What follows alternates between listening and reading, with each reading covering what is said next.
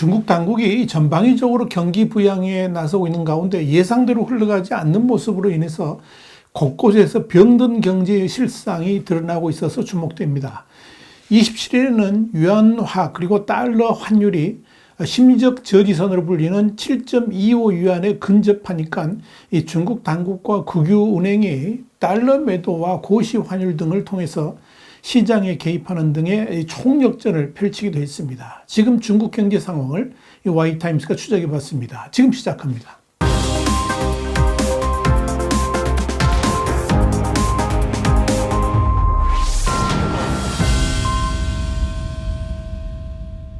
블룸버그는 현지 시간으로 27일 여기의 유안 그리고 달러 환율은 이날 오전 9시 54분께 7.2495 유안을 기록해서 지난해 11월 말 이후에 7개월 만에 최고치를 찍었다 그러면서 이 영내 유안 달러 환율 흐름도 비슷한 흐름을 보였고 전날 영내 유안 달러 환율은 0.84% 올라서 2월 3일 그때는 0.99%였는데 그 이후에 가장 높은 상승률을 기록하기도 했다라고 보도했습니다. 실제로 27일 하루에 여기의 이안 달러 환율을 보면 오전에 최고치를 찍으니까 이 당국이 급히 개입하면서 등락을 거듭하다가 7.2196 위안으로 마무리되었음을 알 수가 있습니다. 이를 1개월 추이로 살펴보면 지금 중국의 여기의 위안 달러 환율이 얼마나 요동치고 있는가 확인하게 할 수 있습니다.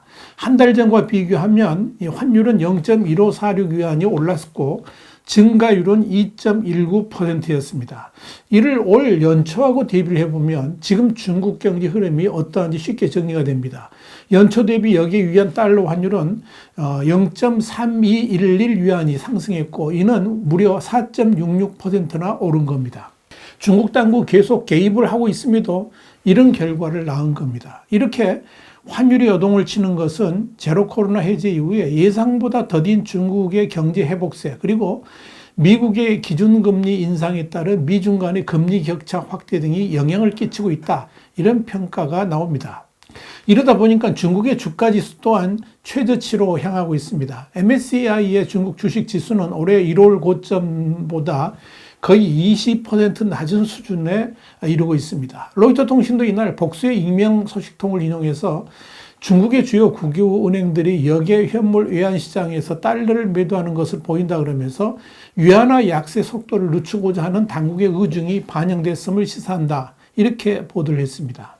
로이터는 이어서 중국 국유은행들은 중앙은행인 인민은행을 대신해서 외환시장에 개입하는 게 일반적이며 이 외에도 고객들을 위해서 애매한 거래를 할 수도 있다라고 설명했습니다. 이 로이터의 지적대로 인민은행은 이날까지 이틀 연속 시장 예상치를 뛰어넘는 낮은 수준의 고시 환율을 발표했습니다.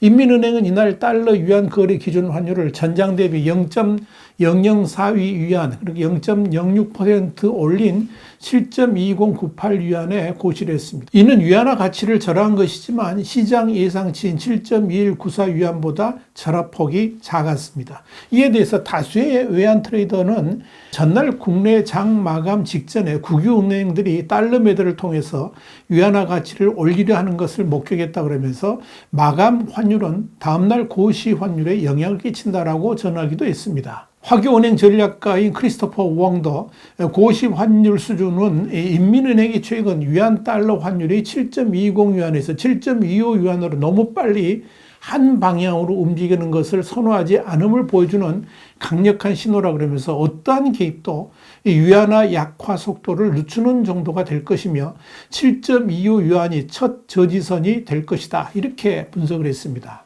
다른 소식통은 위안 달러 환율 7.25 위안은 여전히 중요한 문턱이라 그러면서 이 수준을 넘어서면 환율이 지난해 고점 수준으로 빠르게 갈 수 있다라고 봤습니다. 영내 위안 달러 환율은 지난해 11월 초에 7.32 위안을 넘긴 바 있었고요. 이는 2008년 이 글로벌 금융위기 당시 이후에 최고 수준이었습니다.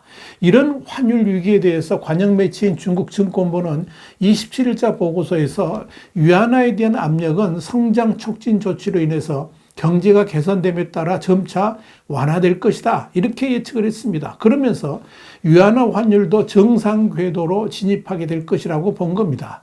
또한 다음 달 중국 공산당 중앙위원회 정치국 회의에서 경기 부양책이 본격적으로 논의될 것이라는 기대도 흘러나오고 있지만 사실상 너무 늦게 대응을 하고 있고 그 효과도 어느 정도일지 아직 미지수라는 점에서 이 환율에 대한 불안감은 계속 커질 수밖에 없다. 이렇게 보입니다.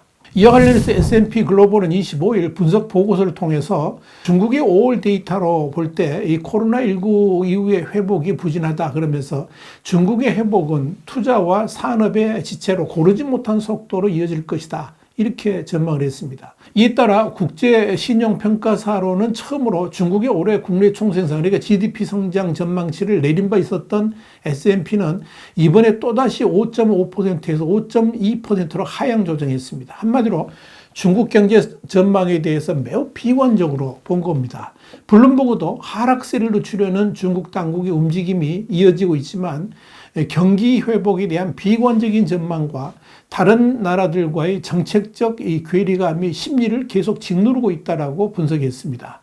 스탠다드 차트의 중국 거시전략 책임자인 베키 류는 블룸버그에 선진국 중앙은행들이 예상보다 더 매파적이며 중국의 회복이 강력한 부양책의 부재 속에서 기대보다 더뎌서 이 위안화는 단기적으로 더 약세를 보일 가능성이 있다 그랬습니다. 그러면서 위안화가 달러당 약 7.3유안까지 떨어질 수 있지만 3분기 말이나 4분기에는 안정되고 어느 정도 기반을 되찾을 여지가 있다라고 말했습니다. 그것도 중국 당국의 경기 부양책이 어느 정도 먹혀 들어갔을 때 그럴 것이다 하는 그런 의미입니다. 상황이 이렇다 보니까 중국의 건설업체 두 곳이 지난 23일 추가로 달러 채권 상환에 실패하는 일이 발생했습니다. 블룸버그는 수주 규모로 중국 내 33위인 센트럴 차이나 리얼 에스테이트와 100이 바뀐 리딩 홀든스 그룹이 채권 상황에 실패했다 그러면서 중국 건설 업체들은 주택 판매 부진과 적극적인 경기 부양책의 미흡으로 고전하고 있고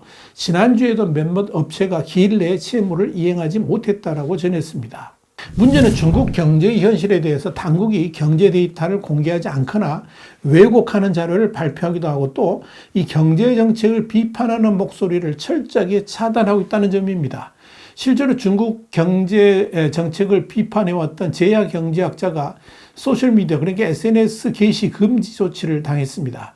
27일 신랑신문 같은 이런 현지 매체에 따르면 웨이보는 전날 밤 유명 제야 경제학자인 우샤오보 계정의 게시 기능을 중단시켰습니다. 그는 웨이보 팔로워가 473만 명에 달하고 동영상 누적 재생수가 2152만 회를 기록할 정도로 온라인에서 영향력 있는 저명인사입니다. 그런데 그의 계정을 차단한 이유는 그가 중국의 실업률을 조작하고 증권시장 발전에 부정적이거나 유해한 정보를 유포했으며 중국의 정책과 관리 제도를 공격하고 부정하는 내용을 게시해서 관련 법률과 법규를 위반했다 하는 것입니다. 그의 웨이보 계정은 작년 6월에도 유사한 이유로 게시 기능이 차단된 바 있었는데 현재 그의 웨이보 계정 하단에는 관련 법률 법규 위반에 따라서 이 계정은 게시 금지 상태라는 안내글이 올라와 있습니다. 중국의 경제 정책을 거침없이 비판하는 이 사이다 발언에 네티즌들의 열띤 호응을 얻는 우샤오보는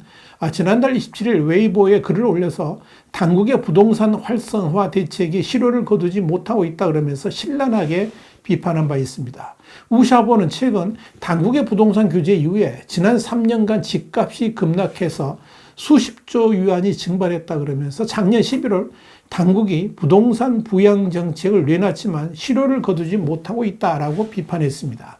그는 이어서 이 부동산 시장이 회복돼야지 내수가 살아날 수 있다 그러면서 부동산 시장을 살리기 위해서는 과감한 규제 철폐가 필요하다라고 주장했습니다. 그러면서 도입 여부를 둘러싸고 논란이 분분한 부동산 보유세에 대한 당국의 명확한 입장 표명과 분양가 상한제 전면 폐지, 그리고 기존 주택의 담보대출 금리 인하 등을 요구했습니다. 이런 그의 주장은 매우 현실적인 대책이고 또 실제로 중국 경제를 회복시킬 수 있는 방안입니다만 문제는 그런 생각이 시진핑 주석과 다르다는 이유 때문에 대안 제시도 하지 못하도록 입을 틀어막고 있다 하는 그런 이야기입니다. 그러니까 중국 경제가 잘 될 턱이 없습니다. 앞서 런처핑 그리고 관식여우 같은 많은 경제학자와 경제 분석가들이 지난해 당국의 경제정책을 비판했다가 SNS 게시 금지 조치를 당한 바 있습니다. 이렇게 여론을 통제하고 재갈을 물리는 작업을 하는 곳이 바로 인터넷 정보판공실입니다. 이 기관은 지난 2021년 8월 온라인 플랫폼과 1인 미디어를 통제하는 조치를 내놓은 것을 시작으로 해가지고 대대적인 인터넷 정화 작업을 벌였습니다. 이 기관은 지난달 27일 2달간의 인터넷 정화 특별 단속을 통해서 규정을 위반한 92만 7천여 개 계정을 적발해서 이 중 6만 6천여 개 계정을 영구 폐쇄했고 141만 9천여 건의 규정 위반 게시물을 삭제했다라고 밝히기도 했습니다. 당국은 문제의 계정이나 게시물들이 허위 정보라든지 위험 비어를 유포하고 사회 혼란을 유발했다라고 밝혔습니다만은 이 당과 정부의 비판적인 여론에 대한 재갈 물리기라는 비판도 제기가 됐습니다. 이렇게 중국은 오직 공산당의 생각만이 길이고 진리인 국가입니다. 이견은 존재하지 않는다는 겁니다. 그런 중국이 공론화의 장을 반길 리도 없고 또 중국 공산당과의 이견을 받아들일 리도 만무합니다. 그러니까 중국 경제가 저 모양으로 병들어가고 있는 겁니다. 와이타임 정세 분석이었습니다. 감사합니다.